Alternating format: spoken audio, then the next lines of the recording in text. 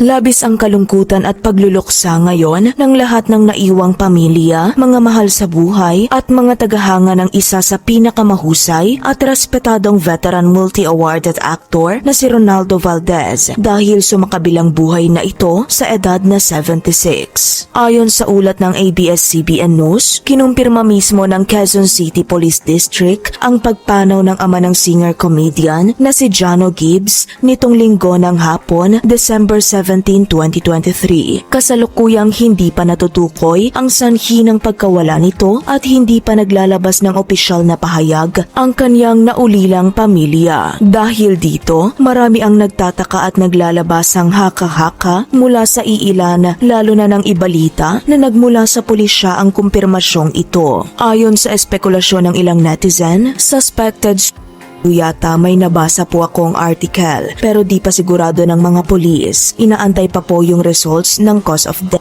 Actually may nakita ako link pero nung pinindot ko na denied yung access. But it's about Swiss case. I'm not sure ha. Nag-search lang din ako ano cause ng death niya kasi 1 week ago nagko-comment pa siya sa mga post ni Kath. Swiss, sabi ng QCPD na police kong friend. Gayunpaman, marami ang nagkakaisa na sana umano ay igalang ang pagluluksa ng pamilya nito at nararapat lamang na huminto ang publiko sa paglalabas ng mga haka-haka tungkol sa sanhi ng pagpanaw ng aktor. Gayunpaman, ikinagulat nga ito ng kaniyang mga taga-suporta dahil hindi naman kaila na kinalakihan na ng nakararami ang napakaraming pelikula at teleseryeng kinabibilangan nito. Matatanda ang minahal ito ng mga manonood sa huling serye niya na Too Good to be True kaya kilala siya sa tawag na Lolo Sir. Kasama niya rito ang ex-couple na sina Catherine Bernardo at Daniel Padilla. Hindi naman kailasan nakararami na matinding closeness ang nabuo sa aktres at kay Lolo Sir kaya't panigurado nga umanong labis ang pagluluksa ni Catherine ngayon. Makikita rin sa kanyang sunod-sunod na Instagram story ang pagbabahagi niya ng ilang moments nilang magkasama ng veteran actor.